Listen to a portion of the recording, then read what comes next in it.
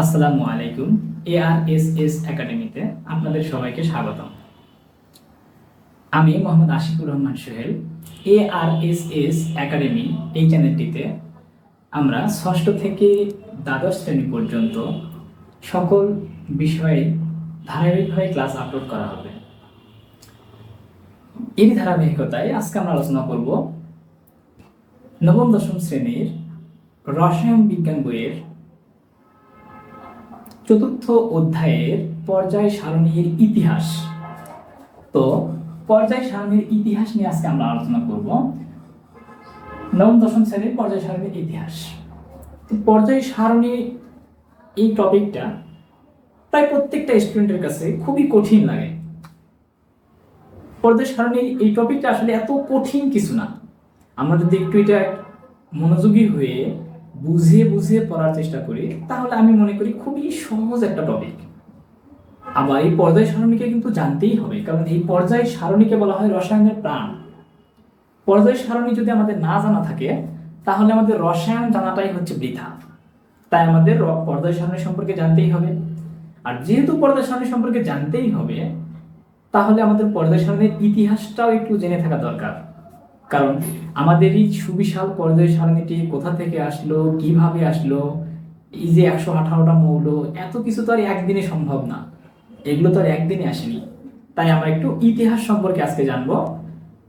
তো পর্যায় সারণীর ইতিহাসে আমরা যদি সর্বপ্রথম যে বিজ্ঞানীটির নাম বলবো, তিনি হচ্ছেন অ্যান্টনি ল্যাভেসিয়ে। অ্যান্টনি ল্যাভেসিয়ে। বোঝানোর সুবিধার্থে আমি একটু নামগুলো আগে লিখে রাখছি যাতে করে একটু ভিডিওটা শর্ট হয়। তো আমরা পর্যায় সারণীর ইতিহাসে সর্বপ্রথম যে নামটি পাই সেটা হচ্ছে অ্যান্টনি ল্যাভেসিয়ে। 1789 সালে বিজ্ঞানী অ্যান্টনি ল্যাভেসিয়ে সর্বপ্রথম পর্যায় সারণী নিয়ে একটা ধারণা দেন।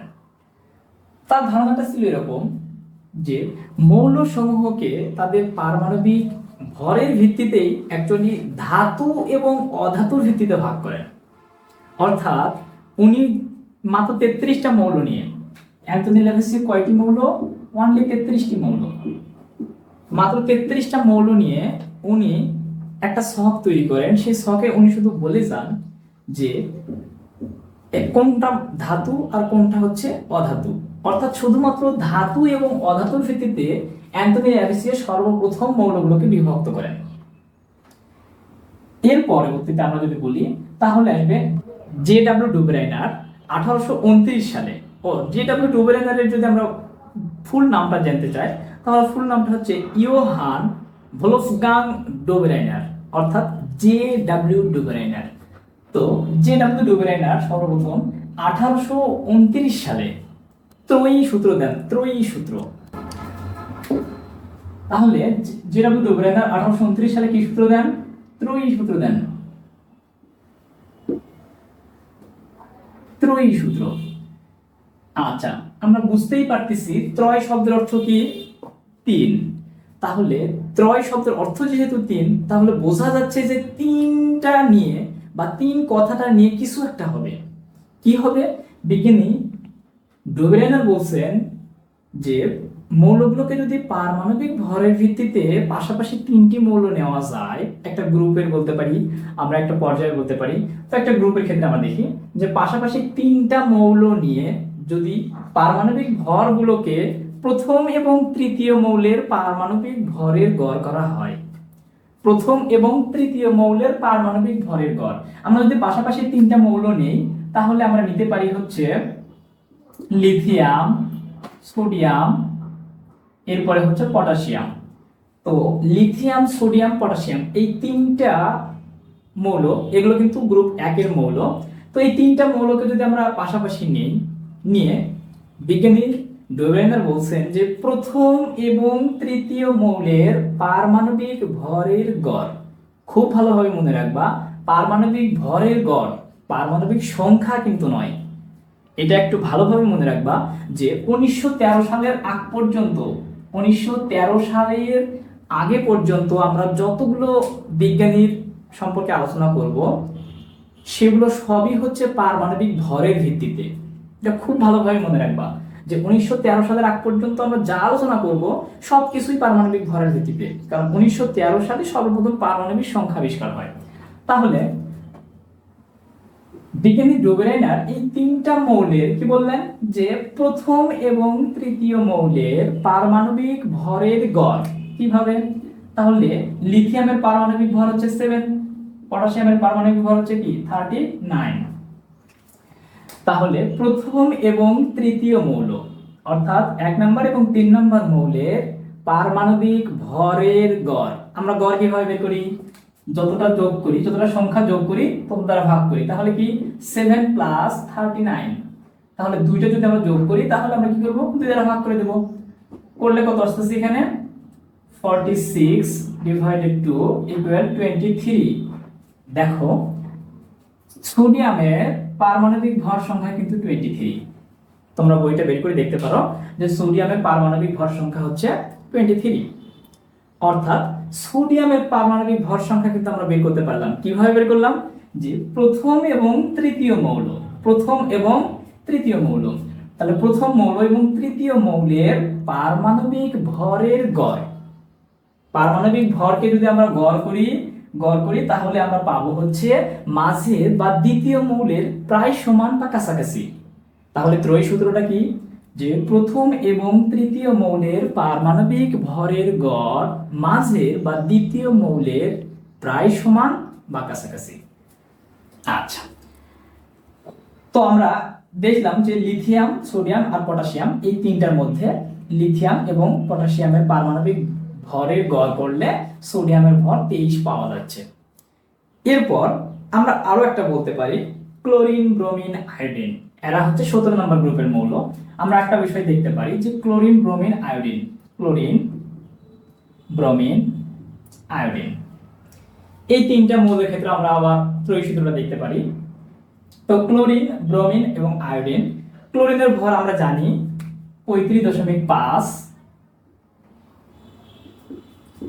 35.5, ব্রোমিনটা আমরা আপাতত জানি ধরে নেব, আর আয়োডিনের ভর হচ্ছে 126.9, 126.9।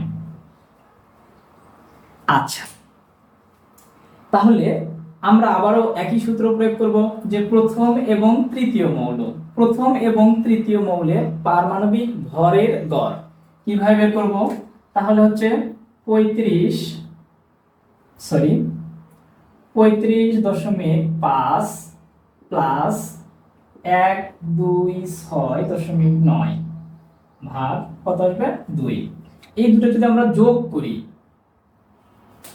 আচ্ছা দেখো আমরা এখানে 35.5 এবং 126.9 ভাগ 2, তো এই দুটো যদি আমরা যোগ করি তাহলে আমরা পাবো হচ্ছে 162.4 ভাগ 2, 162.4 ভাগ 2 কে যদি আমরা করি তাহলে আমরা পাচ্ছি হচ্ছে 81.2। দেখো ব্রোমিনের ক্ষেত্রে আমরা পাচ্ছি হলো 81.2। আচ্ছা, এটা হচ্ছে কি ব্রোমিনের পারমাণবিক ভর সংখ্যা, যদিও ভর সংখ্যাটা একদম অ্যাপ্রোপ্রিয়েট হয়নি, কারণ অ্যাপ্রোপ্রিয়েট ভর সংখ্যা আমরা জানি কত 79.9, এটা একটু আমি সাইডে লিখতেছি 79.9, এটা হচ্ছে ব্রোমিনের অ্যাপ্রোপ্রিয়েট ভর। তাহলে দেখো আমি সূত্রে কি বলছি যে প্রথম এবং তৃতীয় মৌলের পারমাণবিক ভরের গড় মাঝের বা দ্বিতীয় মৌলের প্রায় সমান বা কাছাকাছি। তাহলে এই ক্ষেত্রে দেখো একদম সমান হয়নি, 81 আর হচ্ছে এটাকে আমরা 80 বলতে পারি, মানে 80 খুব কাছাকাছি আছে আর কি। এটাই হচ্ছে ত্রয়ী সূত্র, জে.ডব্লিউ ডুবেরাইনারের ত্রয়ী সূত্র।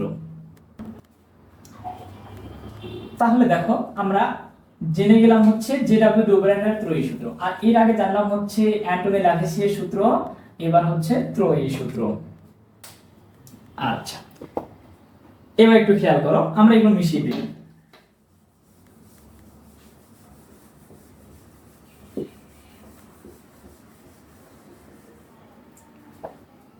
এরপর আমরা আলোচনা করব হচ্ছে জন নিউল্যান্ড 1864 সাল, খুব ভালোভাবে একটু সালটা মনে রাখবা। সর্বপ্রথম হচ্ছে 1789 সালে অ্যান্টোনি ল্যাভেসিয়ে, এরপর 1829 সালে জে.ডব্লিউ ডুবেরাইনার, এরপর 1864 সালে জন নিউল্যান্ড, তো বিজ্ঞানী জন নিউল্যান্ড সর্বপ্রথম 1864 সালে অষ্টক সূত্র দেন। অষ্টক সূত্র একটু বোঝার চেষ্টা করো, আমরা কি বলতেছি? অষ্টক সূত্র।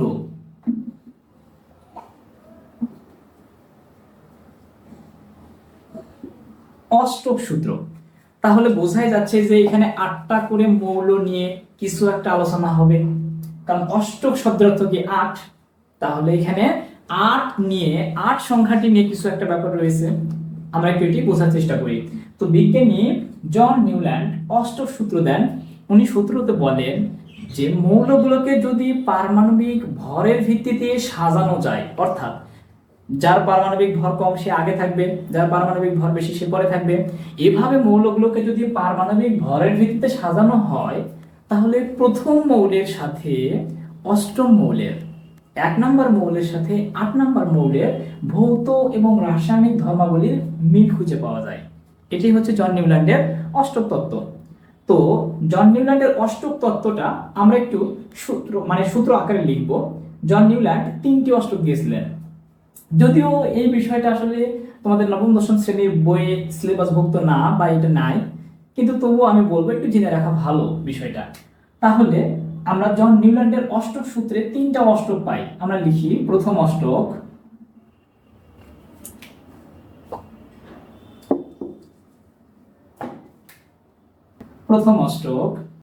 দ্বিতীয় অষ্টক,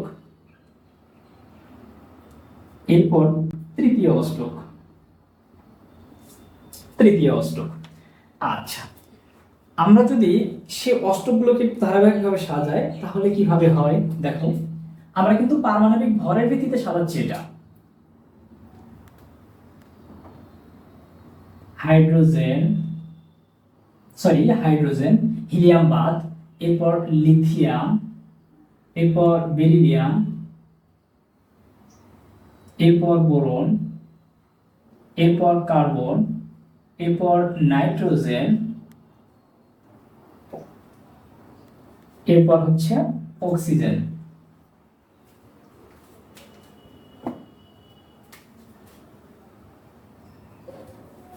আচ্ছা, তাহলে hydrogen, lithium, beryllium, boron, carbon, nitrogen, oxygen. এরপর ফ্লোরিনকে আমরা নিচে লিখব। ফ্লোরিনের পরে আমরা জানি কি নিয়ন, যদিও নিয়ন একটা নিষ্ক্রিয় মৌল, যার কারণে আমরা নিয়নটাকে বাদ দিব। নিয়নের পরে কি আছে? সোডিয়াম। এরপরে হচ্ছে ম্যাগনেসিয়াম, একটু আমার মার্কার ডিস্টার্ব করতেছে। এরপরে হচ্ছে অ্যালুমিনিয়াম, এরপর হচ্ছে সিলিকন, এরপর হচ্ছে ফসফরাস, এরপর হচ্ছে সালফার। সালফারের পরে আমরা কি জানি? ক্লোরিনের পরে আছে আর্গন। আমরা আসলে আর্গনকে আবার বাদ দিব, কেন? কারণ আর্গন একটা নিষ্ক্রিয় মৌল, তাহলে আর্গন বাদ। আর্গনের পরে আছে কি? পটাশিয়ামের পরে আছে কি? ক্যালসিয়াম, ক্রোমিয়াম, তারপরে টাইটেনিয়াম, তারপর ম্যাঙ্গানিজ, তারপর আয়রন। দেখো খুব সহজেই এগুলো আবার মনেও রাখা যায়। একটু বিষয়টা আমি আগে সূত্রটাকে ক্লিয়ার করে নিই। সূত্রটা কি? যে প্রথম এবং অষ্টম মৌলের মধ্যে ভৌত এবং রাসায়নিক ধর্মাবলীর মিল খুঁজে পাওয়া যায়। যদি মৌলগুলোকে পারমাণবিক ভরের ভিত্তিতে সাজানো যায়, তাহলে প্রথম এবং অষ্টম মৌলের মধ্যে ভৌত এবং রাসায়নিক ধর্মাবলীর মধ্যে মিল খুঁজে পাওয়া যায়। কিরকম বিষয়টা দেখো, আমরা যদি হাইড্রোজেন থেকে শুরু করে দেই, তাহলে অষ্টম মৌল কি হচ্ছে? 1 2 3 4 5 6 7 8, ঠিক সোজা নিচে আসলো ফ্লোরিন। তাহলে দেখো হাইড্রোজেন এবং ফ্লোরিনের মধ্যে একটা মিল খুঁজে পাওয়া যায়। হাইড্রোজেন একটা অধাতু আমরা বলতে পারি, ফ্লোরিনও একটা অধাতু। এরপরে আমরা যদি ধরি যে বেরিলিয়াম, তাহলে বেরিলিয়াম থেকে যদি শুরু করে দেই 1 2 3 4 5 6 7 8, আমরা ঠিক সোজা দেখো বেরিলিয়ামের ঠিক সোজা নিচে আমরা ম্যাগনেসিয়ামটি পেয়ে গেলাম। অর্থাৎ 1 নম্বর মৌলের সঙ্গে 8 নম্বর মৌলের একটা মিল খুঁজে পাওয়া যায় ভৌত ধর্ম এবং রাসায়নিক ধর্মের। তো বেরিলিয়াম এবং ম্যাগনেসিয়াম দুটোই 2 নম্বর গ্রুপের মৌল। এরপর বেরিলিয়ামের ইলেকট্রন বিন্যাসের সর্বশেষ কক্ষপথে 2 যোজনী, ম্যাগনেসিয়ামের সর্বশেষ কক্ষপথে 2 যোজনী, অর্থাৎ এদের মধ্যে একটা মিল আছে। এই মিলের কথাটাই বলছেন বিজ্ঞানী জন নিউল্যান্ড। জন নিউল্যান্ডের অষ্টক সূত্র। তাহলে সূত্রটা কি, যে মৌলগুলোকে যদি পারমাণবিক ভরের ভিত্তিতে সাজানো যায় তাহলে প্রথম এবং অষ্টম মৌলের মধ্যে ভৌত এবং রাসায়নিক ধর্মাবলীর মিল খুঁজে পাওয়া যায়। এটাই হচ্ছে জন নিউল্যান্ডের অষ্টক তত্ত্ব। তাহলে আমরা বুঝতে পারলাম। এখন দেখো, এই যে অষ্টকে আমরা 3টা অষ্টক পেলাম, যদিও প্রতি অষ্টকে মোট 7টি করে মৌল আছে। তো এই যে 3টা অষ্টক আমরা পেলাম, এই 3টা অষ্টকের বিষয়টা আসলে এরকম, আমরা একটু সহজে মনে রাখতে পারি এভাবে।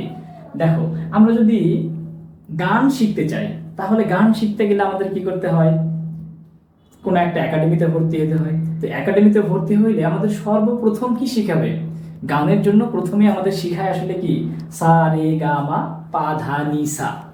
তো আমরা যদি এটার সঙ্গে একটু তুলনা করি, আমরা একটু মজার ছলে বলতেছি এগুলো, এটা আসলে কোনো নিয়ম না, আমরা যদি একটু এটার সঙ্গে তুলনা করি এভাবে, দেখো প্রথমটা কি ছিল সা, তারপরে কি রে গা মা পা ধা নি সা, অর্থাৎ আমি 8টা পাচ্ছি। 1 নম্বরটা কি বলছি সা, 8 নম্বরটা কি বলছি সা। তার মানে 1 নম্বরের সঙ্গে 8 নম্বরের মিল আছে। দেখো মাঝে আর কোনোটা মিল নাই, সেটা কি রে গা মা পা ধা নি, এই 7টার কোনোটাই কিন্তু মিল নাই। তাহলে বোঝা যাচ্ছে যে 1 নম্বর মৌলের সাথে 8 নম্বর মৌলের মিল থাকবে। আমরা এটা এভাবে মনে রাখতে পারি। যদি এভাবে মনে রাখতে না পারো, অথবা মৌলগুলোকে যদি মনে রাখতে না পারো, আমি আরো একটা সহজ বুদ্ধি শিখে দিচ্ছি। দেখো, এই মৌলগুলোকে আমরা খুব সহজে একটু মজা নিয়ে পড়তে পারি। আসলে আমি এখন একটা ছন্দ বা একটা মজা রিলেটেড কিছু বলবো, এটা নিয়ে আসলে মাইন্ড করা যাবে না। তো আমরা সেটা কিভাবে মনে রাখতে পারি একটু খেয়াল করো। ধরো আমি একজন মূর্খ ফেরিওয়ালা, তাহলে আমি চুরি ফিতা বিক্রি করি। ধরো আমি চুরি ফিতা বিক্রি করি, আমি গ্রাম এলাকায় চুরি ফিতা বিক্রি করতে যাই। তো চুরি ফিতা যদি আমি বিক্রি করতে চাই তাহলে আমাকে কি বলতে হবে, আমাকে বলতে হবে হেই নিবেন বেরি চুরি লিপস্টিকও ফাইন। যেহেতু আমি মূর্খ মানুষ তাহলে আমি লিপস্টিক অবশ্যই বলতে পারবো না। অনেকে বলতে পারে হয়তোবা, কিন্তু আমি ধরো একদম মূর্খ মানুষ, যার কারণে আমি লিপস্টিক না বলে কি বলতেছি লিপস্টিক। কেন বলতেছি তার একটা কারণ আছে। আচ্ছা, তাহলে আমি কি বলতেছি হেই নিবেন বেনি চুরি। আচ্ছা দেখো, আমি এটাকে কি বলতেছি যে হেই লিবেন বেনি চুরি লিপস্টিক ও। দেখো আমি যদি একটু লিখি এগুলো তাহলে আমরা কি পাচ্ছি, হেই লি বেন বেনি চুরি লিপস্টিক।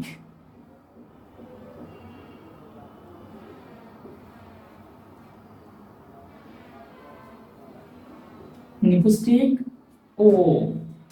দেখো আমি বলতেছি কি হে লিবেন বেনিচুরি লিপস্টিকও ফাইন।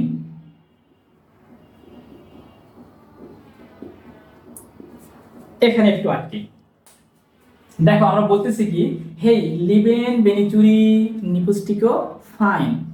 এরপরে দেখো শোনো মেঘা, অর্থাৎ মেঘা আমার একটা বান্ধবী। এখন আমি মেঘাকে বলতেছি যে শোনো মেঘা, আলী শিকদার প্রেমের সমাধি করলো। একটা কথা এখানে মনে রাখবা, ধরো মেঘা হচ্ছে আলী শিকদারকে পছন্দ করে, তাহলে কি এটাকে তোমরা মজা করতেছি। তো মেঘা আলী শিকদারকে পছন্দ করে, কিন্তু আলী শিকদার আবার কি মেঘাকে পছন্দ না করে তিন্নি নামের আরেকটা মেয়েকে পছন্দ করে। এরকম ঘটনা কিন্তু অনেক ঘটতেছে এখন। তো আমরা সেই বিষয়টাকে যদি আমরা একটু মজার ছলে, আমরা এই বিষয়টা হচ্ছে কি আমরা যে কোনো ওয়েতে মনে রাখবো, মনে রাখাটা আমাদের আসলে মূল লক্ষ্য। তো আমরা আসলে এভাবে একটু মনে রাখতে পারি যে শোনো মেঘা,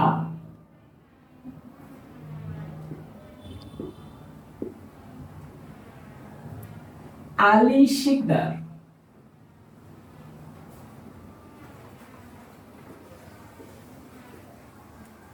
প্রেমের সমাধি এখানে জায়গা হচ্ছে না, আমি একটু উপর নিচে লিখি। প্রেমের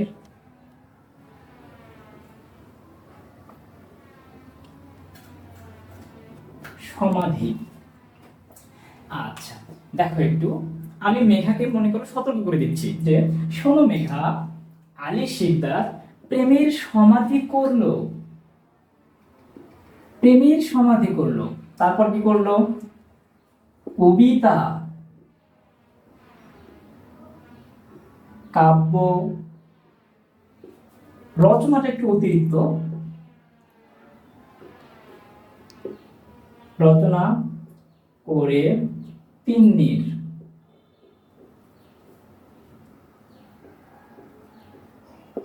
মন ফিরে, এরপর চায়টা হচ্ছে একটু অতিরিক্ত, মানে আমরা একটা ছন্দ মিলাতে এই দুটো একটু নিয়ে নিছি। তাহলে দেখো আমরা কি পেলাম, যে শোনো মেঘা, আলী শিকদার প্রেমের সমাধি করলো, তারপর কি করতেছে? কবিতা কাব্য রচনা করে, দেখছো কি পাগলামি করতেছে, যে প্রেমের সমাধি করলো, এরপর কবিতা রচনা করতেছে, কাব্য রচনা করতেছে। কবিতা কাব্য রচনা করে কার মন ফিরে যাচ্ছে? তিন্নির মন ফিরে যায়। খেয়াল করো। আচ্ছা, কবিতা কাব্য রচনা করে তিন্নির মন ফিরে যায়। তাহলে কি ঘটনা ঘটতেছে এখানে? যে আমার যেহেতু বান্ধবী মেঘা, মেঘাকে আমি শুধু একটু সতর্ক করে দিচ্ছি যে শোনো মেঘা, আলী শিকদারের জন্য তুমি পাগলামি করো না। আলী শিকদার কি করতেছে? আরেকটা মেয়ে অর্থাৎ তিন্নির জন্য পাগলামি করতেছে, যে কবিতা রচনা করতেছে, কাব্য রচনা করতেছে, তবুও তিন্নির মন ফিরে চায় সে। তাহলে দেখো, এভাবে আমরা গল্পটার মাধ্যমে খুব সহজেই একটু মনে রাখতে পারি আমাদের তিনটা অষ্টক। দেখো, এখন তিনটা অষ্টক মনে রাখা কি খুব কঠিন মনে হবে? আমার মনে হয় না, কারণ এগুলো যে লাইনগুলো আমি বলছি, প্রায় প্রত্যেকটা স্টুডেন্টের অন্তত এই লাইনগুলো খুব ভালোভাবে মনে থাকার কথা। আচ্ছা, তাহলে আমরা যদি এগুলো মনে রাখতে চাই, কিভাবে মনে রাখবো? হেই লিবেন বেনিচুরি, এরপরে কি বলবো? নিপিস্টিকো ফাইন। শোনো মেঘা, আলী শিকদার প্রেমের সমাধি করলো, কবিতা কাব্য রচনা করে তিন্নির মন ফিরে চায়। দেখো, এখন আমাদের খুব সহজেই মনে থাকবে যে হে হাইড্রোজেন, লিথিয়াম, তারপরে বেল মানে হচ্ছে বেরিলিয়াম, বেনি মানে হচ্ছে বোরন, চুরি কার্বন, তারপরে লিপস্টিক অর্থাৎ এন, এন মানে হচ্ছে কি নাইট্রোজেন, এরপর ও তা আসলে ও অক্সিজেন, এরপর ফাইন মানে এফ ফ্লোরিন। এরপর শোনো, আমি সোডিয়ামকে শোনো কেন নিলাম? কারণ সোডিয়ামের আমরা জানি হচ্ছে ল্যাটিন নাম এন এ, এর ল্যাটিন নাম হচ্ছে নাট্রিয়াম, কিন্তু আমরা ব্যবহার করি কি? সোডিয়াম। তার মানে হচ্ছে শোনো, আমি মানে সোডিয়াম থেকে আমরা শোনো নিলাম। এরপর ম্যাগনেসিয়াম মেঘা, তারপর aluminium Ali, silicon Sikdar, phosphorus প্রেমের, সালফার সমাধি, সিএল ক্লোরিন করলো। তারপরে কি? পটাশিয়াম কবিতা, ক্যালসিয়াম কাব্য রচনাটা অতিরিক্ত, তারপর কোরে ক্রোমিয়াম, তারপর টাইটেনিয়াম তিন্নির, ম্যাঙ্গানিজ মন ফিরে, আয়রন। এখানে ফিরে থেকে এফ ই বোঝা যাচ্ছে, কিন্তু এর নাম আমরা কি ব্যবহার করি? আয়রন। তারপর হচ্ছে কি? চায়টা অতিরিক্ত। তাহলে দেখো, খুব সহজেই আমরা বুঝতে পারলাম এটাই ছিল কি জন নিউল্যান্ডের অষ্টক তত্ত্ব বা অষ্টক সূত্র। তো বিজ্ঞানী জন নিউল্যান্ড বলছিলেন মৌলগুলোকে পারমাণবিক ভরের ভিত্তিতে সাজিয়ে, পারমাণবিক ভরের ভিত্তিতে সাজিয়ে প্রথম এবং অষ্টম মৌলের ভৌত এবং রাসায়নিক ধর্মাবলীর মিল খুঁজে পাওয়া যায়। আচ্ছা, উনি এই মিল খুঁজতে গিয়ে একটা ঝামেলা করে ফেলছিলেন, সেটা হচ্ছে যে উনি এই যে আর্গন আর হচ্ছে পটাশিয়াম, আমরা যদি এই দুইটা মৌলের ক্ষেত্রে একটু বিবেচনা করি, দেখি এই দুইটা মৌলের মধ্যে কে আগে থাকার কথা? আমরা নর্মালি ভাবে বলবো যে আয়রনের পারমাণবিক সংখ্যা হচ্ছে 18, তার মানে আয়রনকে আগে রাখবো। এরপর পটাশিয়ামের পারমাণবিক সংখ্যা 19, এই জন্য পটাশিয়ামকে পরে রাখবো। হ্যাঁ, আমরা পারমাণবিক সংখ্যা জানি তাই আমরা এটা বলতে পারতেছি, কিন্তু জন নিউল্যান্ড 1864 সালে, তখন কিন্তু পারমাণবিক সংখ্যা আবিষ্কার হয়নি। তখন কি করছেন? বিজ্ঞানী জন নিউল্যান্ড বলছেন যে পটাশিয়াম আগে থাকবে এবং আর্গন পরে থাকবে। পটাশিয়াম আগে থাকবে এবং কি আর্গন পরে থাকবে। তাহলে উনি যে পটাশিয়ামকে আগে রাখলেন এবং আর্গনকে পরে রাখলেন, আমরা যদি পারমাণবিক ভর দেখি, আমরা জানি আর্গনের ভর হচ্ছে 40, পটাশিয়ামের ভর হচ্ছে 39। তাহলে দেখো ভর অনুসারে কে আগে থাকার কথা? অবশ্যই পটাশিয়াম। বিজ্ঞানী জন নিউল্যান্ড নিজেই সূত্রতে বলছেন যার পারমাণবিক ভর সংখ্যা কম সে আগে থাকবে, যার পারমাণবিক ভর সংখ্যা বেশি সে পরে থাকবে। অথচ উনি কি করছিলেন? আর্গনকে আগে রাখছিলেন এবং পটাশিয়ামকে পরে রাখছিলেন, রেখে বলছিলেন যে এটা আমার নিয়মের ব্যতিক্রম। দেখো আমরা তাকালেও কিন্তু তাই দেখতে পাচ্ছি যে পটাশিয়ামের ভর সংখ্যা 39, আর্গনের ভর সংখ্যা কত? 40।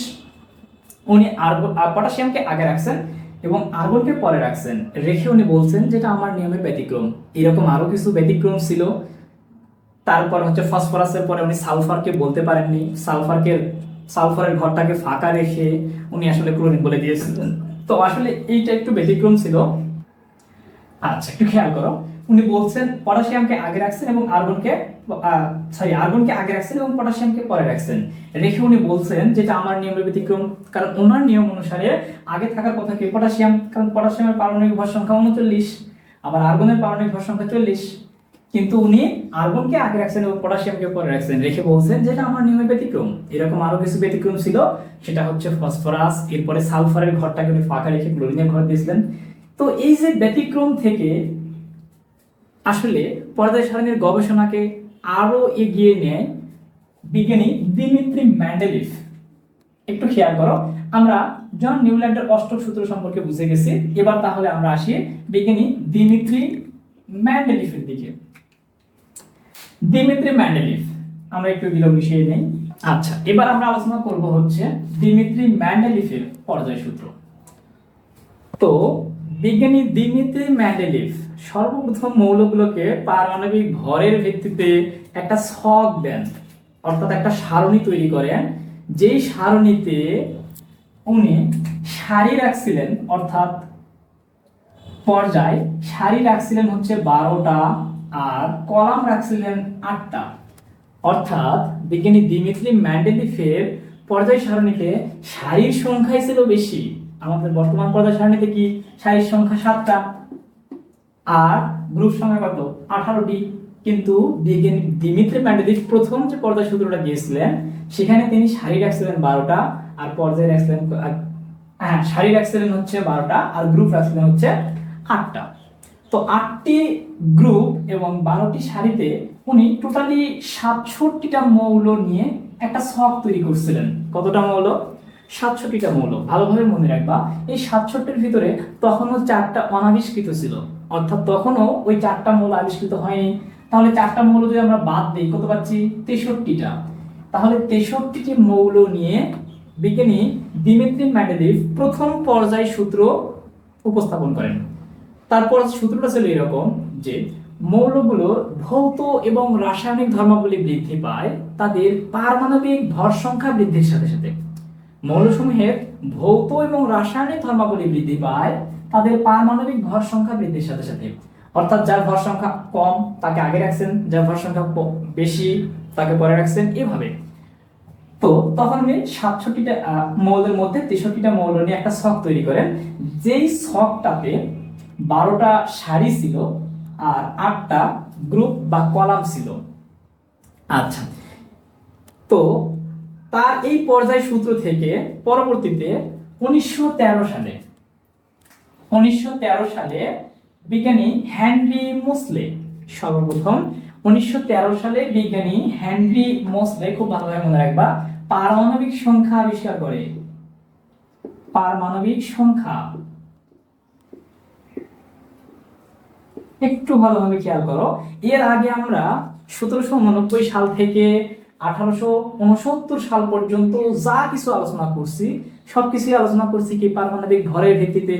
আমি আগেই বলছিলাম যে 1913 সালের আগ পর্যন্ত আমরা যা কিছুই আলোচনা করব সবকিছুই পারমাণবিক ভর নিয়ে।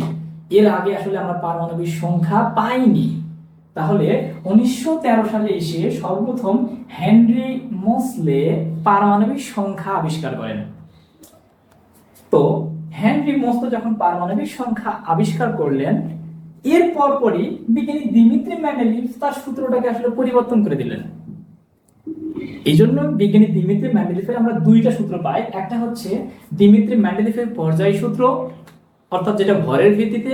এরপরে দিমিত্রি মেন্ডেলিভের আধুনিক পর্যায় সূত্র, অর্থাৎ যেটা পারমাণবিক সংখ্যার ভিত্তিতে। তাহলে বিজ্ঞানী দিমিত্রি মেন্ডেলিভ কি করলেন? প্রথমে আগে 1869 সালে পর্যায় সূত্র দিলেন, যে পর্যায় সূত্রটার মূল ভিত্তি ছিল পারমাণবিক ভর সংখ্যা। এরপর 1913 সালে এসে যখন পারমাণবিক সংখ্যা আবিষ্কার করলেন হেনরি মোসলে, ঠিক একই সালের শেষের দিকে বিজ্ঞানী দিমিত্রি মেন্ডেলিভ তার পর্যায় সূত্রটাকে চেঞ্জ করলেন। খুবই বুদ্ধিমানের কাজ উনি করছেন, যে আবিষ্কার করলো পারমাণবিক সংখ্যা আবিষ্কার করলো বিজ্ঞানী হেনরি মোসলে, আবার সূত্রটাকে চেঞ্জ করে দিলেন তখনই দিমিত্রি মেন্ডেলিভ। দিমিত্রি মেন্ডেলিভ পরবর্তীতে যে সূত্রটা দিয়েছেন সেটাকে বলা হয় আধুনিক পর্যায় সূত্র। সেটাই আসলে কি? মৌলসমূহের ভৌত এবং রাসায়নিক ধর্মাবলী, কি বললাম আমি? মৌলসমূহের ভৌত এবং রাসায়নিক ধর্মাবলী বৃদ্ধি পায় তাদের পারমাণবিক সংখ্যা বৃদ্ধির সাথে সাথে। একটু খেয়াল করো, দিমিত্রি মেন্ডেলিভ 1869 সালে প্রথম যে পর্যায় সূত্রটা দিয়েছিলেন, সেখানে উনি বলছিলেন যে মৌলসমূহের ভৌত এবং রাসায়নিক ধর্মাবলী বৃদ্ধি পায় তাদের পারমাণবিক ভর সংখ্যা বৃদ্ধির সাথে সাথে। 1913 সালে যখন হেনরি মোসলে পারমাণবিক সংখ্যা আবিষ্কার করলেন, একই সালে উনি ওনার সূত্র চেঞ্জ করে দিয়ে বললেন যে মৌলসমূহের ভৌত এবং রাসায়নিক ধর্মাবলী বৃদ্ধি পায় তাদের পারমাণবিক সংখ্যা বৃদ্ধির সাথে সাথে। যার কারণে এই সূত্রটাকে বলা হয় আধুনিক পর্যায় সূত্র, আধুনিকতম পর্যায় সূত্র। তো আধুনিক পর্যায় সূত্র কে দিলেন? বিজ্ঞানী দিমিত্রি মেন্ডেলিভ। আর এই কারণে বিজ্ঞানী দিমিত্রি মেন্ডেলিভকে পর্যায় সারণীর জনক বলা হয়। একটু খেয়াল করে দেখো, এখানে একটু স্বার্থবাদিতা হয়ে গেল। পারমাণবিক সংখ্যা দিয়ে আধুনিক পর্যায় সূত্রটা যে দিলেন দিমিত্রি মেন্ডেলিভ, এটা কিন্তু মূল ভিত্তিটা হচ্ছে পারমাণবিক সংখ্যা। এই পারমাণবিক সংখ্যাটা আবার আবিষ্কার করলো কে? বিজ্ঞানী হেনরি মোসলে। অর্থাৎ হেনরি মোসলে পারমাণবিক সংখ্যা আবিষ্কার করলো, আর হচ্ছে কি দিমিত্রি মেন্ডেলিভ সেই পারমাণবিক সংখ্যা ব্যবহার করে সূত্র পরিবর্তন করে দিল।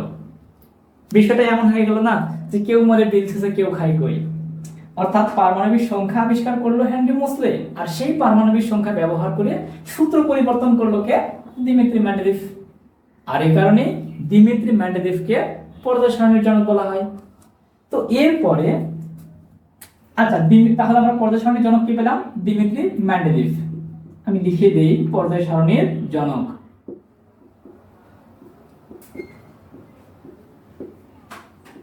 তাহলে পর্যায় সারণীর আমরা জনক পেলাম কি? Dmitri Mendeleev. আচ্ছা, তো এরপরে বিজ্ঞানী দিমিত্রি মেন্ডেলিভের পর্যায় সারণীর যে আধুনিকতম সূত্রটা দিলেন পারমাণবিক সংখ্যার ভিত্তিতে, এরপর সর্বশেষ 2012 পর্যন্ত 2012 সাল পর্যন্ত সর্বমোট আবিষ্কৃত মৌলের সংখ্যা ছিল হচ্ছে 112টি। 1 1 2 2012 সাল বা আমরা 16 সাল পর্যন্ত বলতে পারি, সর্বমোট আবিষ্কৃত মৌলের সংখ্যা ছিল হচ্ছে 112টি। এর পরবর্তীতে বাকি মৌলগুলো পর্যায়ক্রমে আবিষ্কৃত হয়। অর্থাৎ 2017 সালের দিকে আসলে সর্বমোট আবিষ্কৃত মৌলের সংখ্যা দাঁড়ায় হচ্ছে 118টি। তো এই যে 118টি মৌল, এই 118টি মৌল আমরা কিন্তু একদিনে পাইনি, এই জন্য আমরা পুরো পর্যায়ের সামনে ইতিহাসটা একটু জানলাম। তো এই যে 118টি মৌল, একটু খেয়াল করো, এই 118টা মৌল কিন্তু পর্যায় সারণীতে কিভাবে আছে? গ্রুপ আছে হচ্ছে 18টি, গ্রুপ আছে হচ্ছে 18টি, আর সারি বা পর্যায় আছে হচ্ছে 7টি। একটু খেয়াল করো, দিমিত্রি মেন্ডেলিভ প্রথম যখন পর্যায় সূত্র দিয়েছিলেন উনি 63টা মৌল দিয়েছিলেন। 63টি মৌলের মধ্যে তোমার হচ্ছে গ্রুপ ছিল 8টা আর সারি ছিল 12টা। আর আমরা বর্তমান যে পর্যায় সারণীটা দেখি সেখানে গ্রুপের সংখ্যাই বেশি, গ্রুপ 18টা, সারি হচ্ছে কয়টি? 7টি। তো এই যে আধুনিক পর্যায় সূত্রটা, সব থেকে মজার একটা বিষয় হচ্ছে দেখো, পর্যায় সারণীটা শুরু হয়েছিল মাত্র 33টা মৌল নিয়ে। দেখে নি অ্যান্টনি ল্যাভিসিয়ে আমরা কতটা মৌল পাইছিলাম? 33টি মৌল নিয়ে, ধাতু অধাতুর ভিত্তিতে। এরপরে দিমিত্রি মেন্ডেলিভ 67টা মৌলের মধ্যে 63টা মৌল নিয়ে একটা ছক দিয়েছিলেন। এরপরে আমরা সর্বশেষ পেলাম কি? 112টি। তারও সর্বশেষ আমাদের আধুনিকতম পর্যায় সারণী যেটা, সেখানে আমরা পাচ্ছি কত 118টি। এই 118টি মৌল 18টি গ্রুপ এবং 7টি পর্যায়ে বিভক্ত। আচ্ছা, তো এই যে 118টি আমরা মৌল পেলাম, এই যে একটা মৌল যখন আবিষ্কৃত হয়, এটা আবিষ্কৃত হওয়ার জন্য একটা সংস্থা থেকে, রসায়নের একটা সংস্থা থেকে এটা আসলে অনুমোদন দেয়। সেই সংস্থাটাকে আমরা সংক্ষেপে বলতে পারি আইউপ্যাক। এর একটা ফুল ফর্ম আছে, international union of pure and applied chemistry. তাহলে আমাদের লিখি এটা ইন্টারন্যাশনাল। আচ্ছা, খেয়াল করে একটু, তাহলে আইউপ্যাকের ফুল ফর্ম হচ্ছে কি, ইন্টারন্যাশনাল ইউনিয়ন অফ, অতিরিক্ত এটা পি পিওর, অ্যান্ডটা একটু অতিরিক্ত, তারপরে এ অ্যাপ্লাইড, সি কেমিস্ট্রি। তাহলে international union of pure and applied chemistry এটা হচ্ছে রসায়নের একটা সংস্থা, যে সংস্থা থেকে একটা মৌল আবিষ্কৃত হইলে সেই মৌলটার অনুমোদন দিয়ে থাকে। অর্থাৎ কোনো একটা বিজ্ঞানী একটা মৌল আবিষ্কার করলো, সেই মৌলটা আসার জন্য, বই পুস্তকে আসার জন্য যে অনুমোদনটা দেয় সংস্থাটা, সেই সংস্থাটার নাম হচ্ছে আইউপ্যাক। আচ্ছা, এই হলো আমাদের পুরো পর্যায় সারণীর ইতিহাস। অর্থাৎ পারমাণবিক সংখ্যা পর্যন্ত যখন আমরা আবিষ্কার করলাম, তখনই আসলে পর্যায় সারণীর ইতিহাসটা আমরা এখানে শেষ বলতে পারি। তো আমরা পরবর্তী পর্বে পর্যায় সারণী নিয়ে আলোচনা করব। তো পর্যায় সারণীর ইতিহাসটা দেখার জন্য তোমাদের সবাইকে ধন্যবাদ। আর পরবর্তী পর্ব পেতে চাইলে অবশ্যই চ্যানেলটিকে সাবস্ক্রাইব করে লাইক, কমেন্ট এবং ফ্রেন্ডদের মধ্যে ছড়িয়ে দিবা। যত বেশি ছড়িয়ে দিবা তত বেশি আসলে আমি ভিডিও করার জন্য ইন্সপায়ার্ড হব। কারণ তোমাদের একটা শেয়ার বা তোমাদের ফ্রেন্ডদের মাঝে যে শেয়ার করে দেওয়া, এতে আমার আসলে ভিডিও করার ইন্সপায়ারটা একটু বেশি হবে বা ভিডিও করার একটা আগ্রহ জাগবে। আমি তো চাচ্ছি যে এখানে আমাদের রসায়ন বা পদার্থ বিশেষ করে এই সাবজেক্টগুলো পর্যায়ক্রমে প্রত্যেকটা চ্যাপ্টারের প্রত্যেকটা টপিক নিয়ে ভিডিও করতে। তো ভিডিওগুলো পেতে চাইলে অবশ্যই চ্যানেলটিকে সাবস্ক্রাইব করবা, ফ্রেন্ডদের মাঝে ছড়িয়ে দিবা, এরপর লাইক, কমেন্ট এবং অবশ্যই শেয়ার করে দিবা। ধন্যবাদ সবাইকে। আসসালামু আলাইকুম।